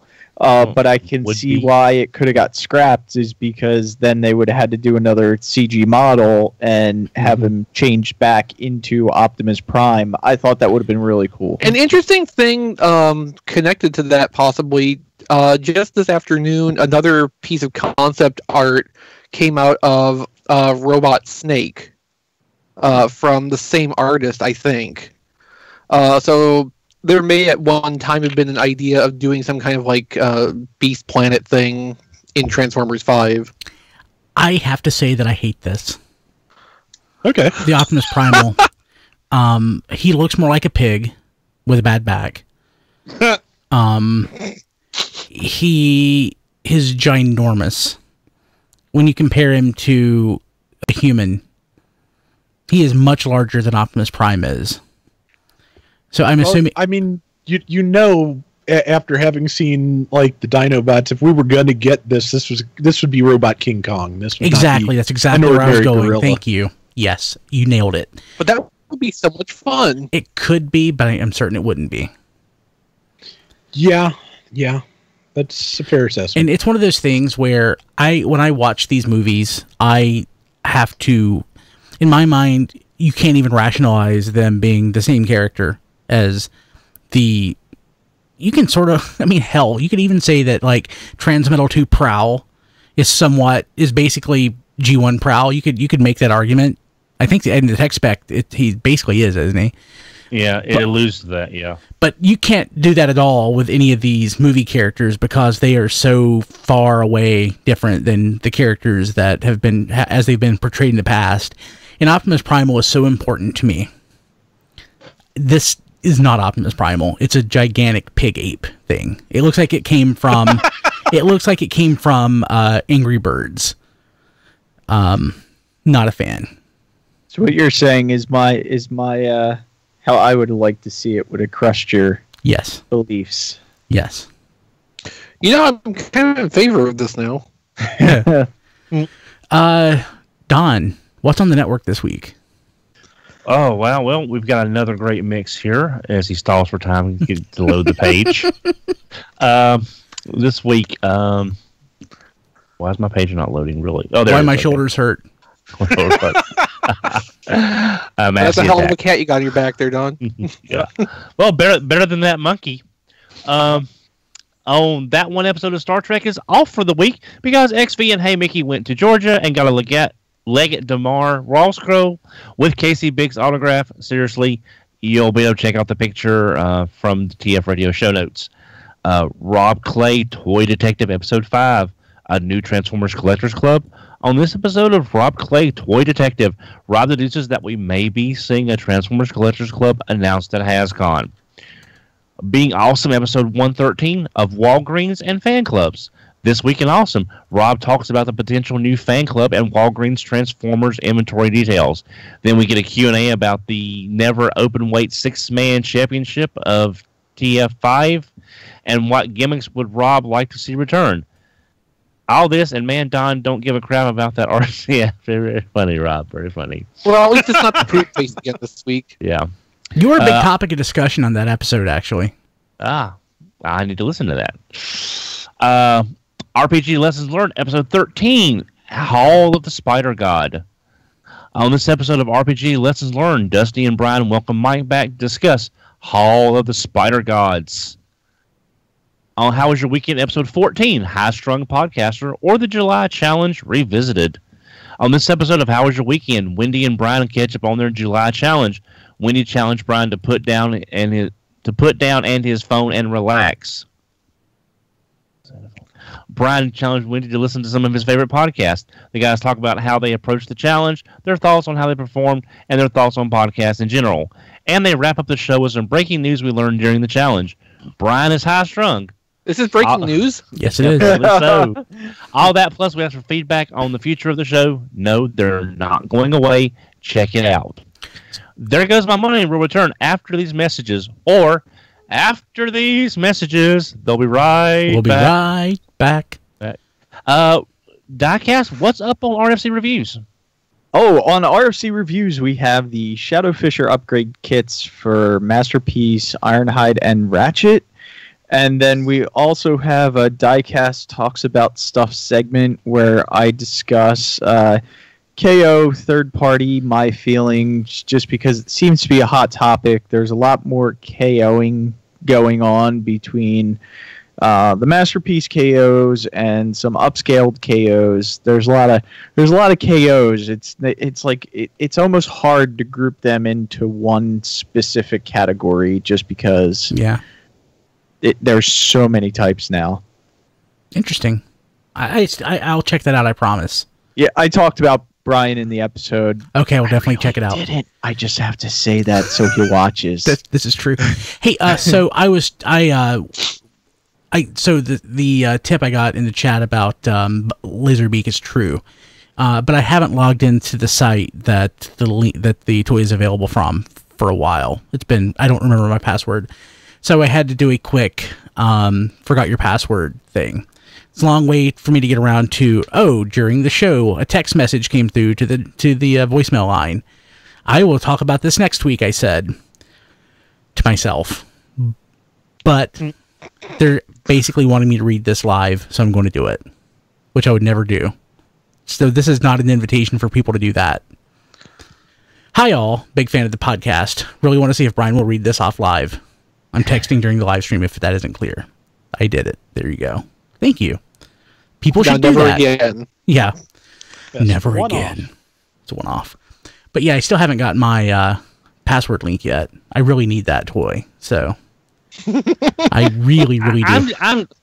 I'm just still amazed it took this long for them to finally do it, because I figured it would have been done not long after the movie came out. So that's just sort of weird to me. I do have one other thing that I'd like to talk about real quick that I think it's good for the fans to be aware of, since we're wrapping up towards the end of the show. Just as an FYI, I forgot about this. I did actually get a Masterpiece MP10 from Toys R Us. The first one, I really don't like the new packaging because they squeezed MP10 in a lot smaller of a box. That being said, the first one I had was missing one of the side view mirrors, and then I went to return that, and then I asked them if I could open the one up that they had for me on hold because I did the pickup in store, and I opened it in front of them, and the box was crushed. Not horrible, just a little bit. And I pulled it out, and his smokestack was broken. Because it's right on the side of the box where it had a little bit of damage. So there are some QC issues. Like, I'm assuming the mirror missing or broken off was a QC issue, and then also the smokestack being broken off, and that was just more of a, their packaging hasn't been very good. Optimus Prime's packaging, the movie Optimus Prime, there's no plastic on top to protect the figure, so the foot kind of rubbed the paint off just from shipping. Oh, geez. Yeah, their packaging has not been good. And then my Masterpiece movie Bumblebee actually was missing a screw for his head, so the head would fall into 4 pieces. So I've definitely been winning the QC lottery lately, but I just want people to be aware that, you know, if you do get that Masterpiece Optimus Prime MP10, you might want to open it up before you leave the store, especially with how hard they are to get. Yeah. Yeah. Thankfully, Don got me one 6 or 7 years ago, or whatever it was. Yeah, I actually saw some of those in store day before yesterday. I was surprised. Especially because now that they put it on the website that you can order online and pick up in the store, if the store is showing stock, they're tending to go even quicker because people see that online that they're in store and they order them right away. Hey, Don, now you can respond to the thing I said 2 people ago. I've already forgot what it was. So, okay. No, it was my little Toys R Us still keeps surprising me a lot from time to time. You know, we got in, like I said, the MP10. We got, I don't know, at least 12 or 14 in, because I picked up 3 for people, me and y'all 2, and then one guy was reported to drive from South Carolina and bought 7 or 8. Dang. So I mean, so they had to have at least 12 at some point. And we had like 4 sound waves, and that was it. And I got one of those too. You're the man. You're my hero, Don. Okay. Again, you can find us on Facebook at facebook.com/TFRadio, on Twitter at TFRadio, and on the Instagrams at TF Podcast. I am personally on Twitter at TF Radio, and on Instagram at Brian Kilby. Don, how do people get a hold of you? I can be reached at the Poorhouse, which is right down. No, I can be reached on Twitter at HMRC, the number 4 EBR. Chris. Hi. Okay, Diecast. You can reach me on Twitter at Diecast2. You can see my reviews on YouTube at RFC Reviews, and definitely check out my opinion video on KO and Third Party, because it's different than a lot of people. I will check it out. I promise. And you can follow me on Facebook at Reviews by Diecast. Cool. Matt. You can find Chris on Twitter at ChrisRTXB. Awesome. Hey, Kim, how do people find you on Twitter? Kim just brought me energy drinks. Thank you very much. Rockstar. Matt is at MELLLVARR. Melvar. And Kim slammed the door. 3 L's, 2 R's. 3 L's, 2 R's. Rob?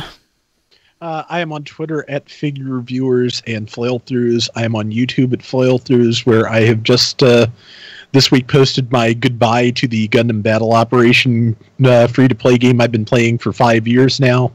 The servers shut down Sunday night into Monday morning, so that's done with. Good news is I've got videos of that for ready to go for about the next year. Wow. So many rounds recorded. So now one question. Oh, sorry, Rob. Go ahead. And you, of course, you can find Chris and my Transformers reviews on YouTube at T-Formers TV. Anyway, sorry, Don, you were saying? Oh no, I just thought of this. Years ago there was an online game, Hero Quest, Heroescape, City of Heroes. Didn't the fans get together and create their own server so they could keep playing the game online with their friends after the official server shut down? There have been a variety of cases with games where that has happened. One, in fact, was with the original Gundam Online RPG, UC Gundam Online. There are, I understand, private servers for that out there. I also understand it's terrible, but it's not impossible that someone will find a way to do this. Unfortunately, I just wanted to sign on and see what happened. So what happens if you try and sign on to the game after the servers close is they patch your game, so your game is now just a goodbye message. So sadness. Yeah, so unless I can roll back that specific patch in some way and not delete the entire game, if anybody figures out a way to do that, I will probably sadly not be participating. Yeah, I'm sorry. Eh. John. Yes. I'm Bad John D everywhere. You sound like you're underwater now. Well, I'm talking like, for some reason, the mic was elevated. I'm talking up to it. So, I don't know. Gotcha. Trying to reject the audio. How am I doing now? How am I doing now? You sound better. You sound better. Okay. How about now? You sound pretty hot, I guess, actually. Ooh. So I was actually I was playing an episode of RFC for Kim last night, the one from May of 2010 where the computer killed me and took over the podcast. And you were doing, of course, the ATT Buzz, and you sound basically exactly the same, except you're on a better mic. I mean, I'm a little bit older, but I haven't incurred like any major like throat-related injuries, or you haven't. I haven't taken up smoking or drinking bourbon every half hour yet. Chris was. I think Chris was on it too, and his voice is deepened. Vaguely. Right, congratulations. Well, that's because he actually went through puberty. Are we going to just let Brian? Are we going to let Brian gloss over the fact that he sat his wife down and made her listen to a 7-year-old podcast? Why, Brian? 17-year-old. 17-year-old. Okay, because you said. Yeah, that sounds like cruel and unusual punishment. I say 2010. Well, 2000. Yeah, that was from 2000. So, no, I forgot the reason why. Oh, because my friend Jason was on it. And he wasn't on drugs as far as I know at that moment, but it sure sounded like it. At that moment. It sure sounded like it. So, okay, that's the show for this week. We'll be back next week. Thank you guys in the chat for being with us. We love you.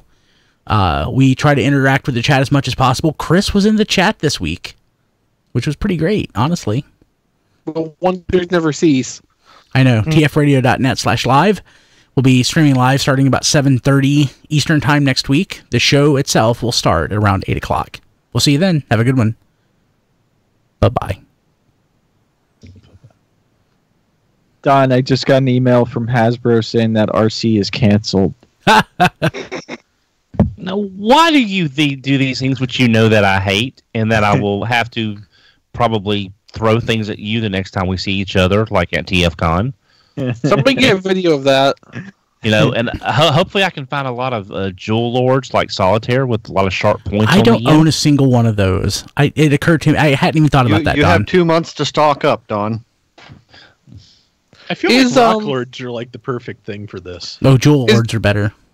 Okay. Is Joey going to TFCon? Yeah, as far as I know. Yep, Joey. So we need to have him and Don team up and tag team diecast.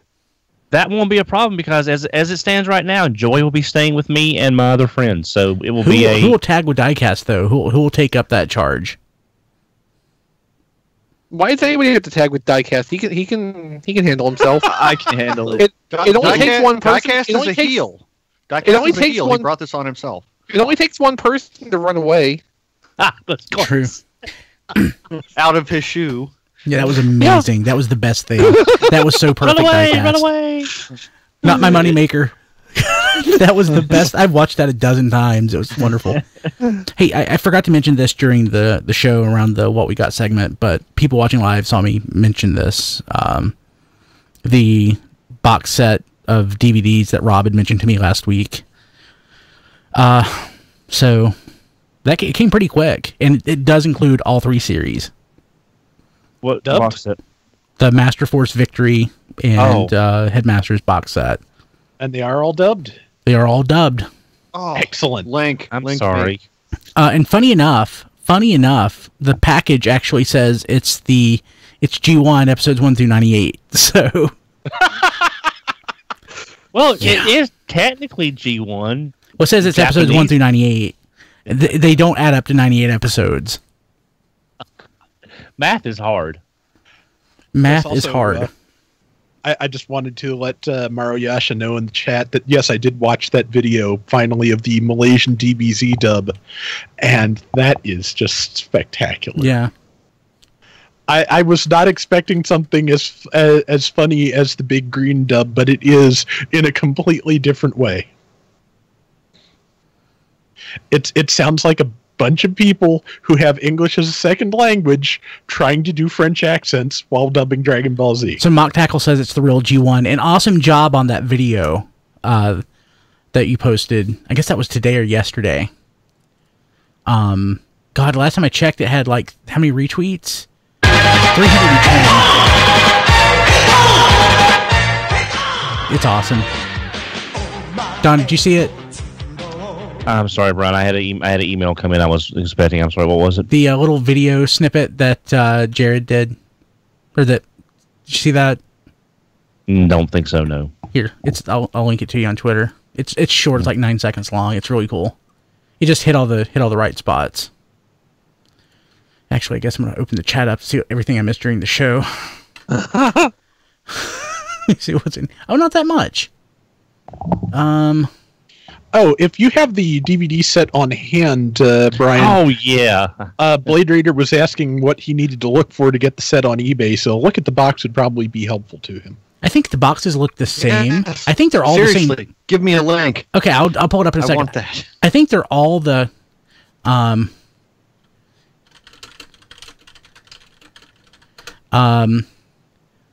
think... I'll get the link here in a second. Oh,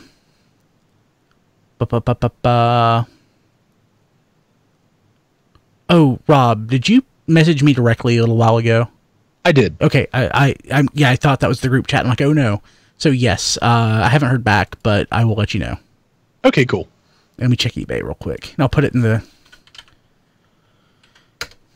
I think all of them on eBay are the dubs. It's just getting it from an American seller who can ship it in the matter of days is the thing. Don't waste your time on the dubs. Just get the subs and enjoy them. Dubs are better. Dubs are way better. Don, you're just going to have to accept that people appreciate the comedy of the dubs. Okay. Well, I mean, I like dubs as much as the next person. You know, I have the subs now. I want the superior version. Thank you very much. And honestly, the dub is probably the only chance I have of getting through Victory. Oh, it was posted in May. I just saw it today. It's been retweeted 310 times. It took it 310 retweets to get back to me, so I could retweet it. Yeah, I had seen that, Brian. The Headmaster one. Yeah, I had seen it. I just didn't know which one you were talking about. I just love that. I'm a sucker for that.